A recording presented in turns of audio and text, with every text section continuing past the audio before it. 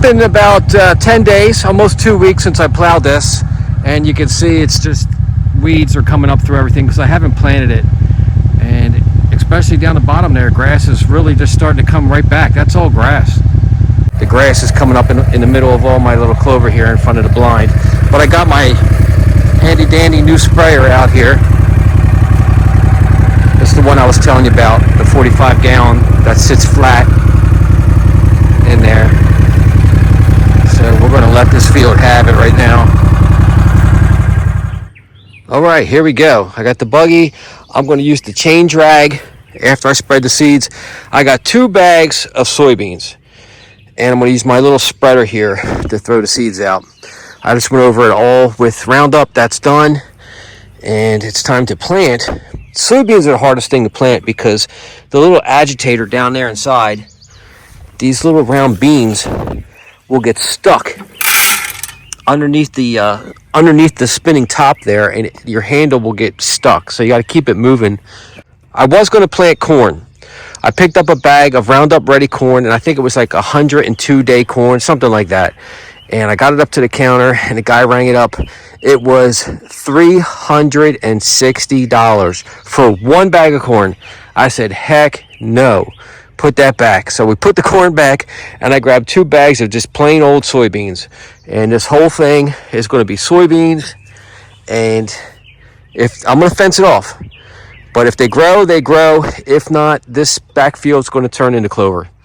So I have 3 bags of different types of clover. I've got red, ladano, and I believe white clover.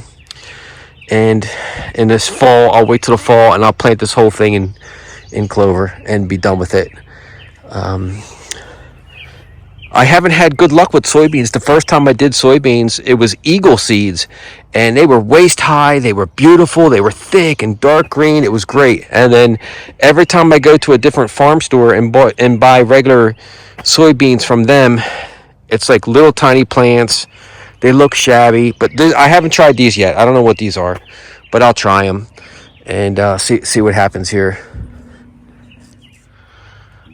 All right, I want to show you what's happening here. So I spread the seeds, and now I'm going back and forth with the chain drag to knock these seeds in. And you can see the corn thatch is piling up underneath the drag there. And I think what it's doing is just pulling everything smooth here. And I don't know if it's burying seeds or if it's just dragging big clumps, and then it's dropping off the big clumps, rolling it over, and all the seeds are going to get piled up underneath of clumps. Because I'm looking here, and I can see the bare ground and barely any seeds. So I stopped doing that. You can see my line here. This is where I just broadcast. That was drug, and then this top is drug. It looks really nice once you drag it, but I don't know, man. I think I'm going to rebroadcast the seeds right over top of this stuff that was just drug, because I don't like it. I don't know if it. I have a feeling it pulled all my seeds away. See these big clumps that it drops off? That's a big clump. That is a huge clump of thatch there, corn stalks. And when the seeds fell in here, there's so many nooks and crannies and wheel marks and clumps of dirt that the seeds are kind of like bouncing their way down into all these little cracks and all.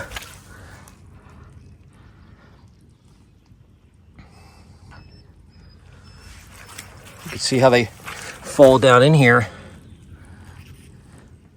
I mean, they're still sitting on the surface, but at least they're hidden in all these clumps of dirt and everything. I don't know. I'm way down there. I'm still spreading. I got like half a bag left down the bottom spread, and then I'm going to save a bunch to redo all this.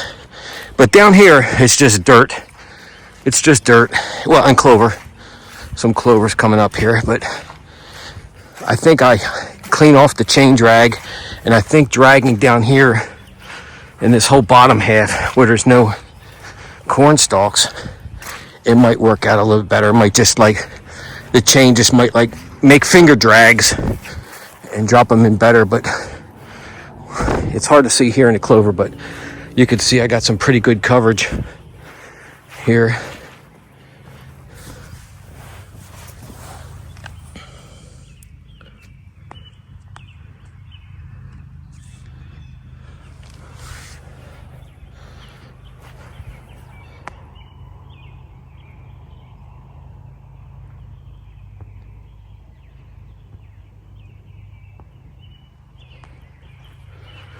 Yeah, let's finish that.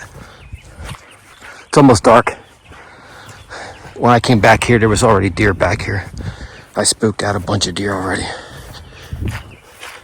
And the bear's going to be coming out here soon. He should have been out already, actually, but they hear me out here. All right, look how pretty this is. Holy moly, it's almost dark. The fog's setting in right now. And you can see I got a little triangle left. That little triangle right there. That's all I got left to do. And then tomorrow, because it's too dark now, we're going to come back and put the fence up. But I got the T-posts are kind of already in the corners there. I don't know if I'll probably move them to get straight lines. I don't know. I'll see tomorrow. But almost done. Next day, all done the fence. I had enough of the ribbon, I think this is like 1/2-inch ribbon, to go around this whole stinking thing. Like, well, I didn't really. I had to bring in the corners. That was like a corner like this, and I cut it on an angle straight across to give us enough slack to make it all the way around. So it's just one string all the way around, which kind of sucks for soybeans, because if they know there's soybeans here, they'll try to jump this fence, I think. But we're going to try it with this. I got my little station all hooked up right there. And we'll see how this field turns out. Like I said, the bottom is all dished up real pretty, and this top is just the corn thatch. But, a little experiment. We'll see which side grows better, if any. All right, so this is the solar system here. I've got 2 grounding rods connected together, galvanized connectors, galvanized wire. And this particular Gallagher model, the ground is you just clamp it right to your grounding post instead of like an alligator clip for the ground. And this is the S12, and it's a lithium. And then the hot wire just comes and just alligator clips to there. And when I do the fence, I make like a complete circle. Like, you could dead end line it, but I make a complete circle. So my line starts right here, goes that way, and the reel comes all the way around.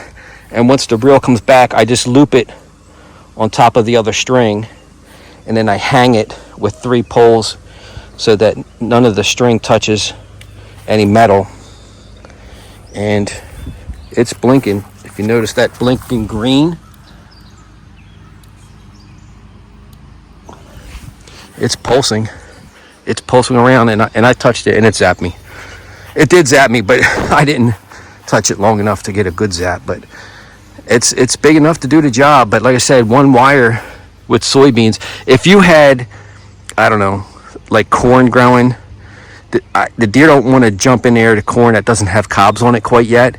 But soybeans, as soon as they see them suckers that big, it doesn't matter what food's in the woods. If they know there's soybeans there, soybeans are the candy, man. That's what they always go after. So I don't know if this 1 string is going to be enough to keep them out of soybeans, but we'll see. The whole field is soybeans, so maybe it'll be enough that'll grow if 1 or 2 jump in there. I don't know. I'll keep an eye on it.